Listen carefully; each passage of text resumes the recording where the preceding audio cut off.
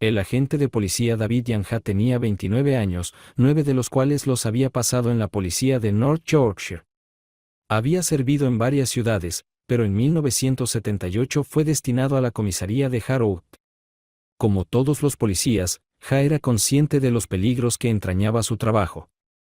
Pero cuando salió de casa a las 6 de la mañana de aquel jueves 17 de junio de 1982, pensó que sería un día como cualquier otro.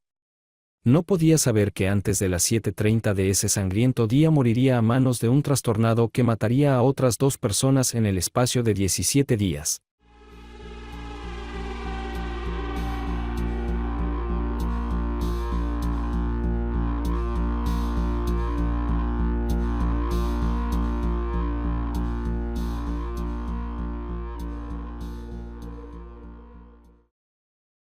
Tras consultar los informes diarios sobre delincuencia, Ja se dirigió a una zona boscosa cercana a Atley, en el noreste de Inglaterra, para entregar una citación a un hombre que se creía que dormía en el interior de una furgoneta allí aparcada.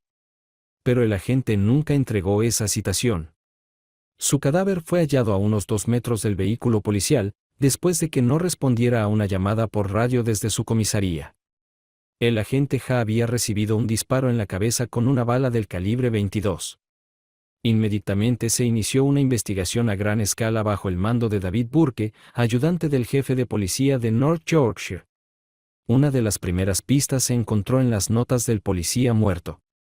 En una hoja en blanco estaban escritos un nombre, una fecha de nacimiento, un lugar y, por último, un misterioso código alfanumérico.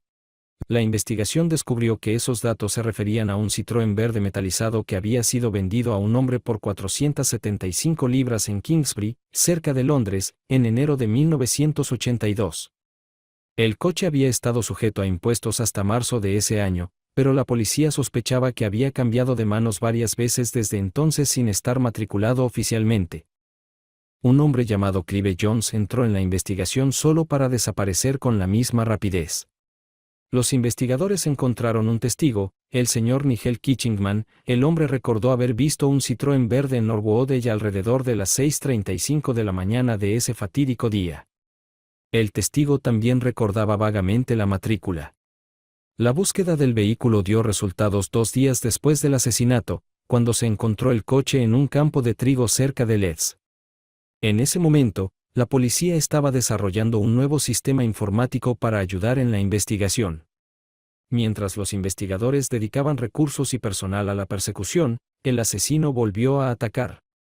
El miércoles 23 de junio, la policía fue informada del asesinato del electricista George Lackett.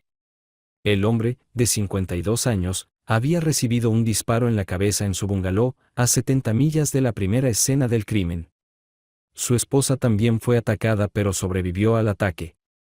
El asesino había abandonado el domicilio de Lackett en un Rover marrón propiedad de la víctima. La policía también tuvo conocimiento de un robo que se había producido en casa de una mujer de 75 años, no lejos del lugar del segundo asesinato. La señora Fride Jackson había sido atada y despojada de 450 libras. Como todas las pruebas reunidas parecían vincular estos 2 delitos con el primer asesinato, los datos se introdujeron en el ordenador de la policía. En aquel momento había 3 condados trabajando en el caso. Los policías se mantenían en contacto entre sí en lo que entonces era una nueva y emocionante forma de coordinar las investigaciones. Todas las comisarías estaban equipadas con nuevos monitores y ordenadores conectados por líneas telefónicas ordinarias al centro de operaciones. Esto permitía a cada equipo buscar toda la información en la base de datos en función de sus necesidades específicas. Las pruebas de balística demostraron que se había utilizado la misma pistola para matar tanto al policía como al señor Lackett. Ahora la policía tenía claro que estaban cazando a un peligroso asesino en serie de sangre fría.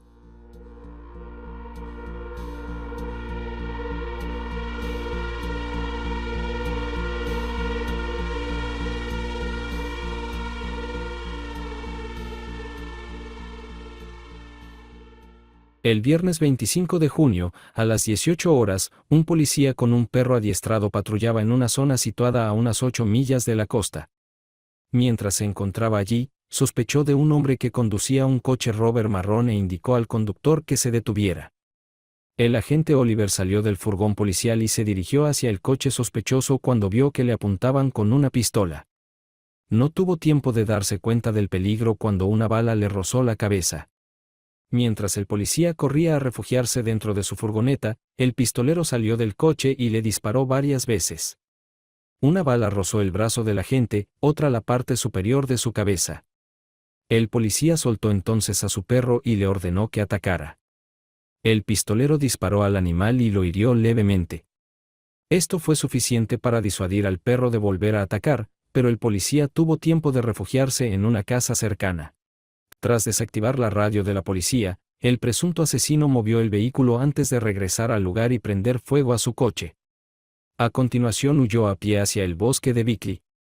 Casi inmediatamente se inició una búsqueda a gran escala de la zona por parte de agentes armados, pero la operación se abandonó poco después de oscurecer.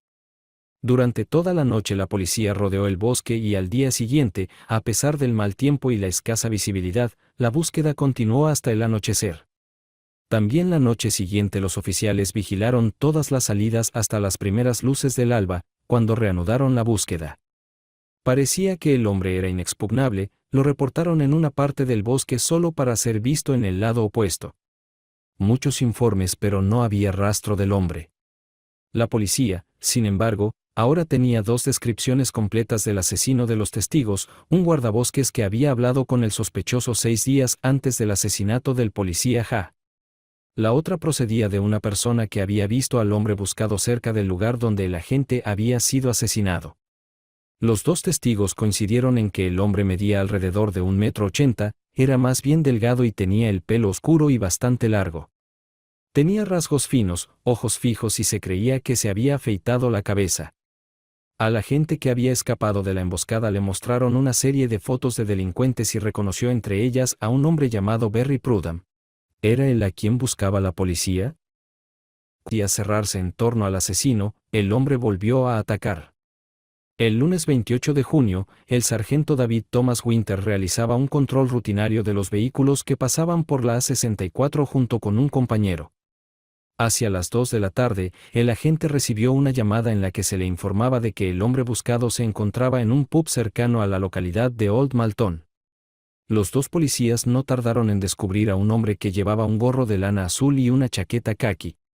Llevaba un bastón largo en la mano derecha y lo que parecía una bolsa de la compra en la izquierda. El agente Woods permaneció en su coche mientras el sargento Winter se acercaba al sospechoso. Cuando estaba a pocos metros, el asesino sacó una pistola y disparó. El policía corrió inmediatamente hacia el otro lado de la calle, giró hacia un callejón y trepó por un muro de piedra, pero el pistolero le siguió y le disparó 3 tiros a bocajarro, 2 en el pecho y 1 en el cuello, matándolo. Mientras tanto, las búsquedas en las tiendas y sus alrededores con agentes armados no cesaron, pero no hubo rastro del asesino. Los perros tampoco pudieron encontrar al pistolero debido a la lluvia torrencial que había caído en las horas anteriores. Al día siguiente se desplegaron más de 600 agentes de policía para participar en la persecución y un helicóptero de la RAF sobrevoló la zona.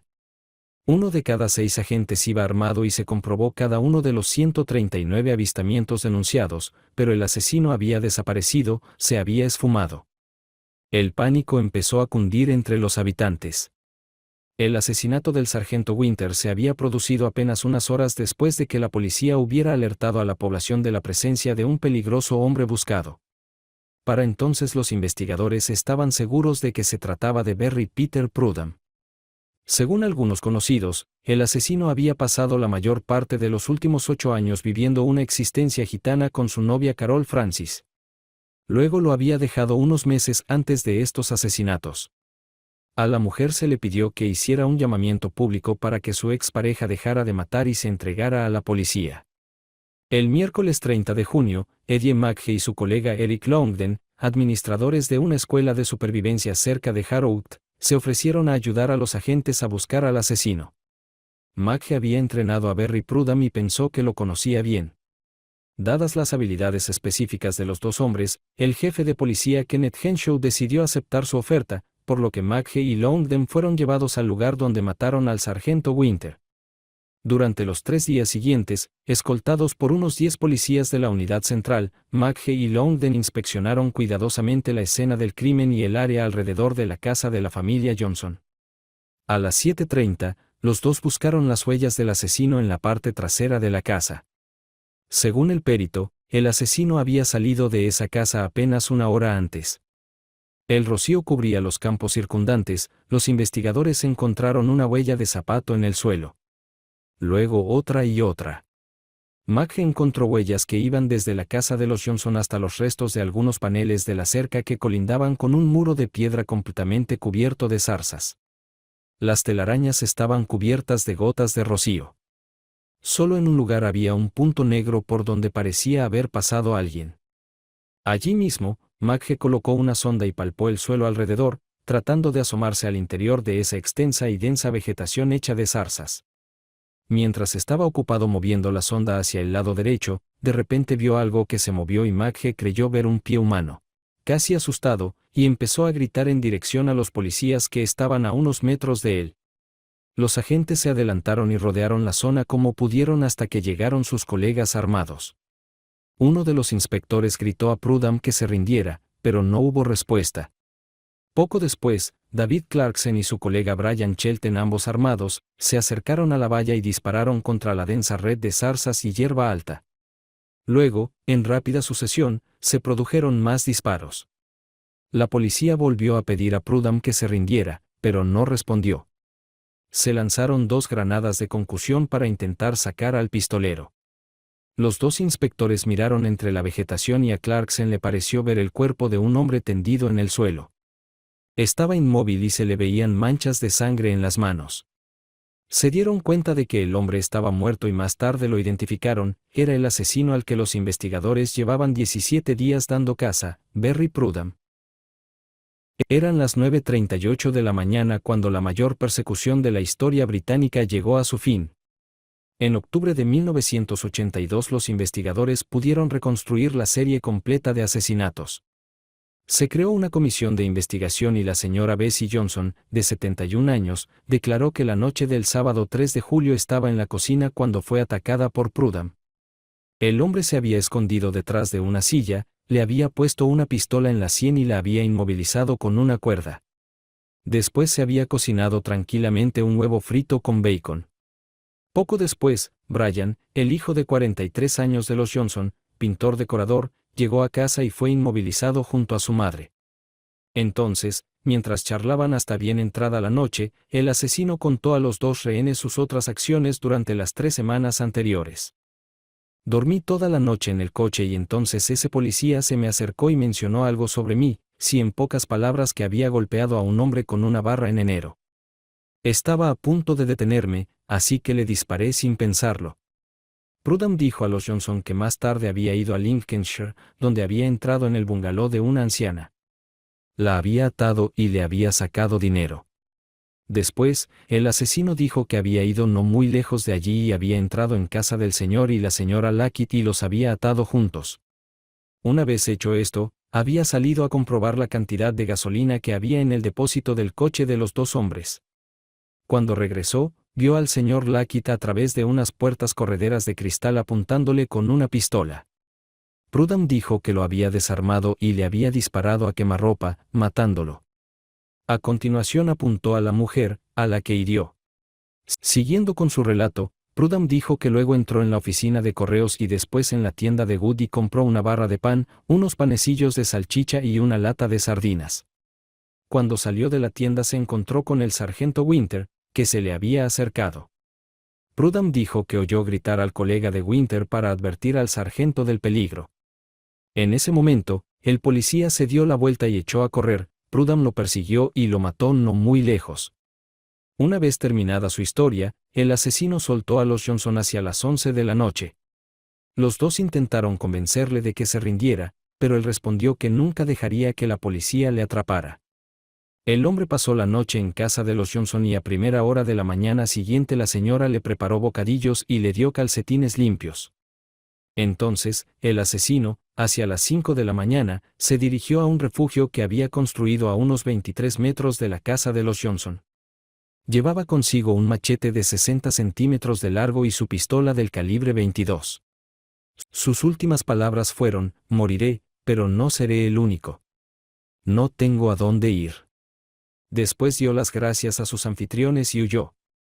La señora Sylvia Lackett no tuvo tanta suerte como la pareja. Prudham la había obligada a ver cómo mataba a su marido. Después, él le apuntó el arma y le disparó en la cabeza. A pesar de ese disparo, sobrevivió y más tarde pudo caminar tambaleándose hasta la casa de un vecino. Otro testigo llamado por el jurado fue el señor Leo Burke. Este hombre había visto a Prudham en una tienda y lo describió como una persona civilizada y de modales suaves. La señora Ann Thompson había presenciado el asesinato del sargento Winter. Tras oír disparos, la mujer declaró haber encontrado el cuerpo del agente tendido de espaldas. El inspector jefe David Clarkson reconstruyó las etapas de la captura del asesino.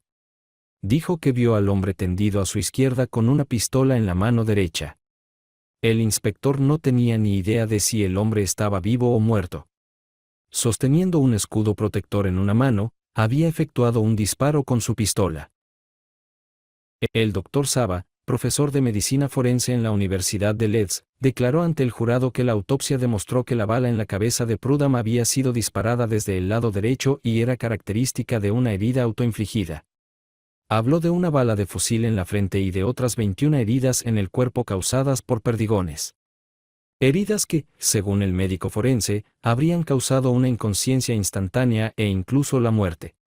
Al final, resolver aquel caso había requerido el despliegue más de 4.000 policías y 17 larguísimos días en los que el asesino había sembrado el terror entre la población. El coste de aquella persecución fue de 347.000 libras, una suma enorme para la época. Pero, ¿quién era exactamente Barry Prudham? El asesino se hizo famoso con el sobrenombre del fantasma del bosque. Era un electricista inglés apasionado por las armas de fuego. Casado y con 2 hijos, había trabajado en Arabia Saudí y conocía técnicas militares de supervivencia gracias a su formación en el Special Air Service, las unidades especiales del ejército británico. Estos conocimientos le ayudaron a eludir la captura durante esos 17 días de huida en el norte rural de Inglaterra. Al final, sin embargo, de poco le sirvieron. El cuerpo de Barry Prudham fue enterrado el 26 de agosto de 1982 en una tumba anónima del cementerio de Leeds. ¿Qué opinas de este caso? Déjame saber tu opinión en los comentarios, dale me gusta y suscríbete al canal si aún no lo has hecho. Hasta la próxima.